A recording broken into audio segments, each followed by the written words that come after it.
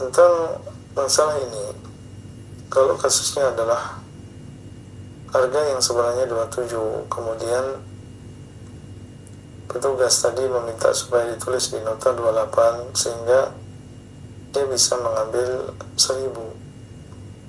Untungnya adalah 1.000, dia masuk ke kantongnya dia sendiri. Assalamualaikum warahmatullahi wabarakatuh. Waalaikumsalam warahmatullahi wabarakatuh. Izin bertanya, Ustaz. Ya. Ada petugas belanja MBG langganan telur ke saya.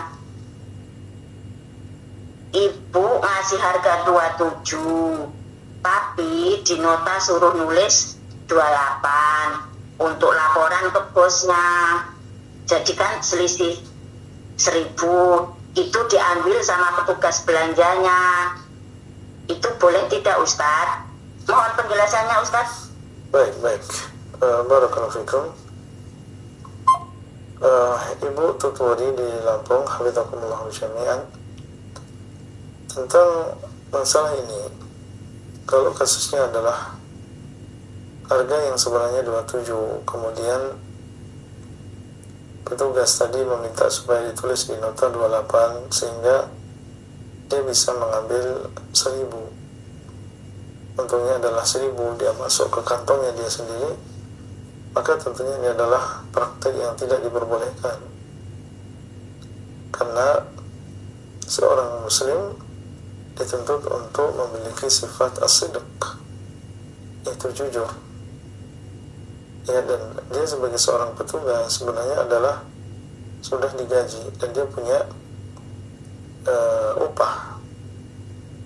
Dalam hal ini dia sebagai seorang wakil yang ditugaskan untuk berbelanja, maka hendaknya dia memegang prinsip kejujuran.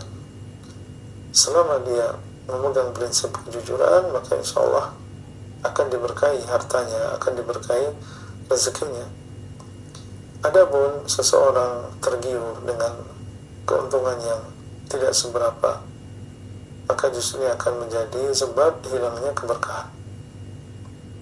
Kalau Allah Subhanahu wa ta'ala sudah tidak memberkahi harta seseorang, maka bagaimanapun banyaknya dia tidak akan merasa puas dengan harta tersebut, dan mungkin harta tersebut justru akan menjadi sebab bencana yang sudah menunggunya di depan. Oleh karena itu, nasihat saya bagi ibu tentunya, sang penanya, hendaknya kita sampaikan kepada orang tersebut, ya, bahasanya ini satu yang tidak diperbolehkan, praktek yang tidak diperbolehkan. Ya, kalau memang harganya 27, ya kita tulis 27. Ya, dia sampaikan kepada atasannya demikian.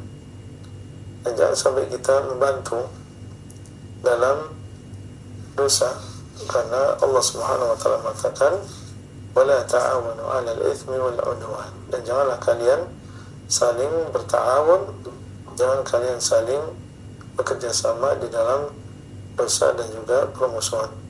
Sampaikan. Kalau dia terima, alhamdulillah, kita menjadi sebab seorang mendapatkan hidayah dan kita juga selamat. Kalau dia tidak menerima dan marah mungkin, atau dia memilih jual yang lain, maka jangan khawatir, jangan takut. Allah SWT dialah yang akan memberikan rezeki dari arah yang lain, ya, mungkin dengan sebab kejujuran kita, dengan sebab takutnya kita kepada Allah, sampai kita mau bertanya kepada seseorang tentang hukumnya. Maka semoga ini menjadi sebab keberkahan harta kita dan selamatnya kita dari azab Allah Subhanahu wa ta'ala di dunia maupun di akhirat. Allah ta'ala a'lam. Nah,